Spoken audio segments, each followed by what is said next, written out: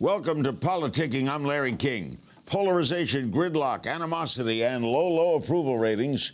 From the outside looking in, Congress seems irreparable. But is it? And what or who will it take to get Congress working for the American public again? Let's talk about it with the authors of a book that explores the topic. Two former congressmen, Republican Tom Davis, who represented Virginia from 1994 to 2008, and Texas Democrat Martin Frost, who served for 28 years representing the Dallas-Fort Worth area. Together with veteran journalist Richard Cohen, they are the authors of The Partisan Divide. There you see its cover, Congress in Crisis. They join me from our nation's capital. Start with you, Tom. Gallup polls for March show Congress job approval at 18%. The lowest ever was 2013 when the government was shut down. Why did this happen? Well, a couple things. First of all, I'd like to note that I left Congress undefeated and unindicted. Secondly, Congress is not doing its basic work. They're not passing appropriations on time. They're quarreling or talking over each other. Highway funding, immigration, energy policy. They're not addressing any of the major issues at all. And I think the public looks in and they feel like Congress is dysfunctional. As a result, we have low approval ratings. And Martin, I know you're both baseball fans. Casey Stengel had that great quote in the wonderful book by Jimmy Breslin, in which Stengel said about the 1962 expansion New York Mets, "Can't anybody here play this game?" Why aren't they playing the game, Martin? Well, there are a lot of reasons. First of all, the House of Representatives is badly gerrymandered, the way the districts are drawn. And so you have safe Republican districts, safe Democratic districts. About 80% of the members are guaranteed re-election. All they have to do is worry about their primary. So there's no reason to talk to the other side. It would be nice if the district were drawn on a nonpartisan basis, the way California and some other states have done recently. Then maybe you'd have some swing districts where you have to talk to the other party and you have to work together. Am I idealistic in thinking, Tom, that you should put the public service over your district's immediate needs? Well, the greater like to good. Think of that, but members like to be reelected. And because of that, they focus their attention, their voting records, their rhetoric toward their primary voter base. And primary voters, a very thin ideological slice of the electoral pie. As a result of that, primary voters don't reward compromise. They punish compromise. And you have a couple of other reinforcement factors. Media models today tend to be very polarizing in terms of who they cater to, right and left. So a lot of voters are getting the news they want to hear. They're not getting objective news. They're not getting, unbiased news. And the money in politics after McCain-Feingold has moved away from the parties out to the interest groups on the right and the left. Citizens United put that on steroids. So the money has moved from the center to the right and the left. The districts have moved from the center to the right and the left. And the media has moved from the middle to the right and the left. And the end result is the middle has given way, and there's no middle in American politics, at least in Congress. Martin, the way a republic works is compromise, right? Well, you would think so. I was elected in 1978, and there was a period of time where we were able to work together. That doesn't mean we agreed on everything, but I remember in 1983, we had to pass something to keep Social Security solvent. Did that on a bipartisan basis. We did a number of other things on a bipartisan basis. Now, bipartisanship is a dirty word. Now, and I understand, Tom, I guess it's safe to say that you're both political moderates. Are you a vanishing breed? Vanished. Extinct. There are still a lot of members that I think are moderate in their thought and their tendencies. But at the end of the day, they like to be reelected. And the primary voters that elect the bulk of these members basically don't cotton to compromise. As a result of that, members are reluctant to do that. They want to stand tough. They don't want to look like they're caving in. And the voters in each party have self-sorted. So Republicans are conservative, Democrats are liberal. We like to say that liberals and conservatives have passion, moderates have lives. And they just don't participate in the nomination process and therefore don't get the attention from the members of Congress that they used to. Can the executive do anything about that, Martin? Well, the executive has tried. And what's happened is now the Republicans in the House have said, why are you doing this by executive order? The response is you had a chance, Congress, to pass immigration legislation. You didn't do it for years and years, and finally the executive branch stepped in, and now you say the world is coming to an end. I mean, Congress is getting exactly what it deserves right now because it failed to act.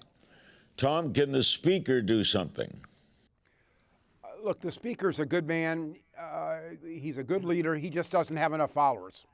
So that if he cuts a deal with the president, by the time he's back on Capitol, you have talk radio, cable news are just cannibalizing the deal, calling it a cave-in and the like, and it's hard for him to deliver his caucus, at least enough members of the caucus to pass it without Democratic votes. And the Democrats have moved from being the minority party to the opposition party. So in many cases, they're not producing any votes at all and saying, Republicans, you control this. You do put it up with your 218 votes. That's been the problem. Now, recently, we've seen a couple moves away from that on Homeland Security funding, on money for the dock fix. That was bipartisan, but that's the exception to the rule. How about the thought, Martin, that Congress doesn't socialize enough with each other? They used to do that a lot more. Now they come in on Tuesday and go home on Friday, and they're not together on weekends. And that leads to compromise when people have dinner together. Well, when I was first elected in 1978, a number of members moved their families to Washington. I moved my family. I had young children.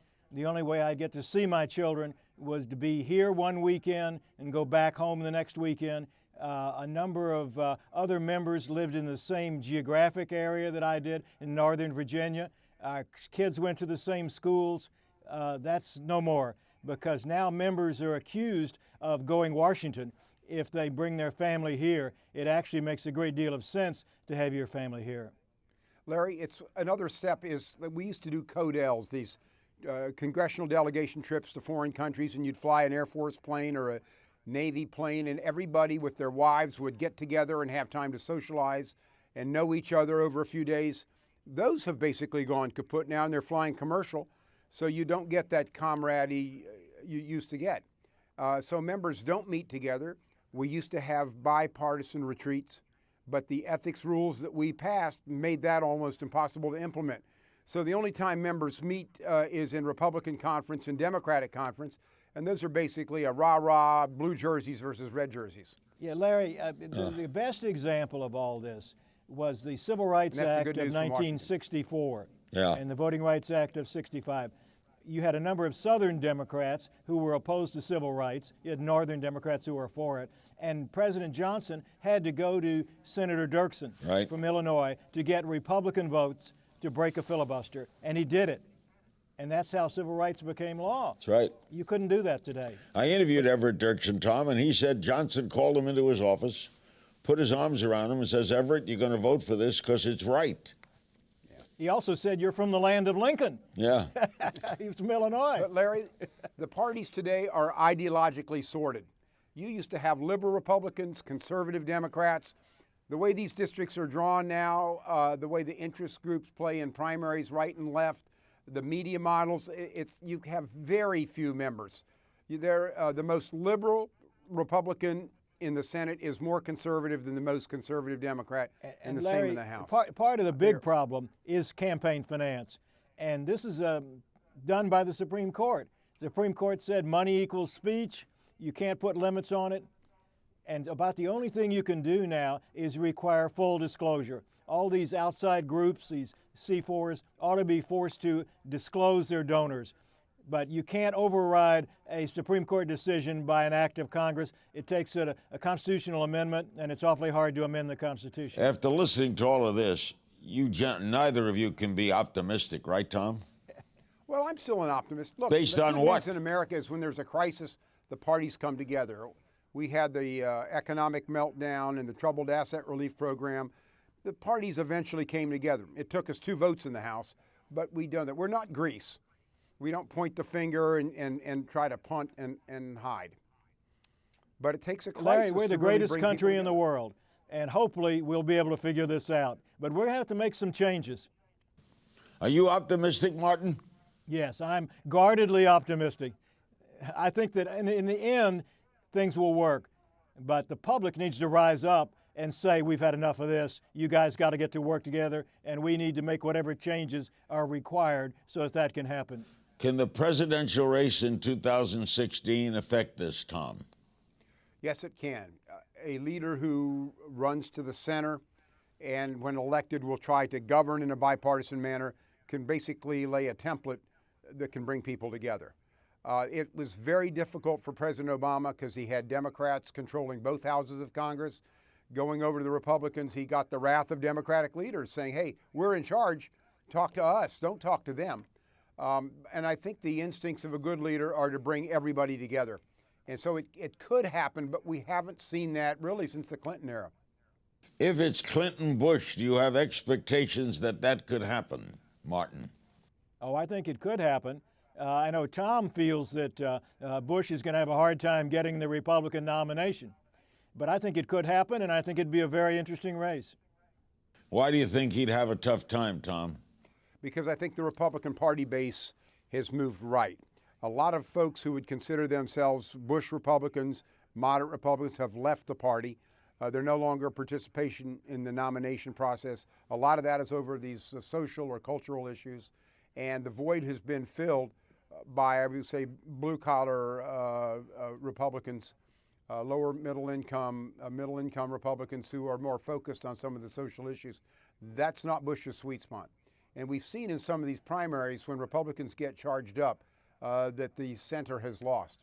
And I think that's a difficulty. And also the Bush name is his greatest strength in terms of fundraising, but there are a lot of people who think the party shouldn't become a dynasty. And I think that tandem makes it difficult, but not impossible, for Bush to be nominated. And ironically, he could be the strongest candidate in the general election, the way he's positioned himself on the issues. Oh, I don't think there's any question that he could be the strongest candidate. One of the Republican problems is they don't appeal to Hispanics right now. And he could bring that back. He might not get a majority of Hispanics, but he could cut into that margin.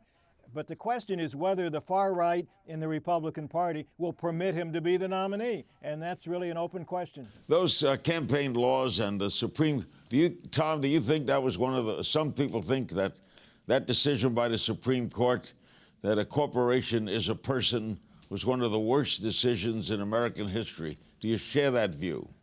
Well, I don't know that that is as much to blame as the underlying campaign finance laws. The McCain-Feingold's goal was to keep the soft money away from the political parties. And Martin and I both asked at the time this was being passed, where do you think this money's going to go? The parties have been a centering force in American politics for 200 years. When you take the money away from the center, it has gone out to the extremes. Now, Citizens United put that on steroids, but it was already moving out that way in 527s and other groups. So it's both of those in tandem. If you were to overturn Citizens United, you would still have issues with the party's inability to raise money and this money finding its way back into the process anyway. And one of the major problems is just a billionaire who's not a corporation starting his own PAC and going on his own. That is now legal. Yeah, Larry, the problem really goes to the, as Tom mentioned, to the original McCain-Feingold bill. Because under the law that existed before McCain-Feingold, all these contributions had to be reported. When I was chair of the DCCC, we got corporate contributions, we got labor contributions, we got contributions from rich people. We had to file a report with the Federal Election Commission every 3 months, in which we had to account for every penny of that. Now, a lot of that money goes to these C4 organizations where there is no reporting at all, and it's done in secret. How much of this problem, you mentioned a little bit about it earlier, are the Fox News and the MSNBCs, Tom? Well, I think that's a huge part of the problem in terms of people tune into what they want to hear, whether it's talk radio, whether it's internet websites, or whether it's cable news. So people get their views reinforced. They don't get challenged. They hear the facts they want to hear. And you have the two sides talking at each other with different facts. How can you agree on a conclusion if you don't even agree on the facts? At least in the old days, we could agree on the facts and then we could disagree from there on the way to attack the problem. And Larry, I teach a course at GW, George Washington, in the Graduate School of Political Management. And at the beginning of the course this semester, I have 21 students. I asked all the students how many of them read newspapers. Not a one. And then I asked, well, where do you get your information? Well, I get it online. And so then I asked them about articles that I had seen in the Washington Post and in the New York Times that were online, and they hadn't read those either. So we don't have a very informed electorate. That's a major part of the problem, Tom. Well, it is a major part of the problem. People will get their views reinforced by tuning in and getting news from what they want to hear.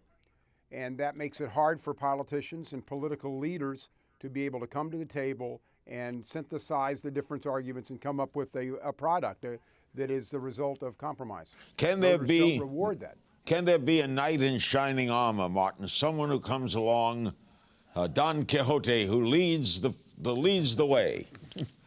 Well, we always hope that. Our system is very interesting. We were founded in a revolution, but the revolutionaries set up a very conservative form of government institutionally. It's hard to pass anything. So you can't have somebody on a white horse ride into town and change everything overnight. We're not a banana republic.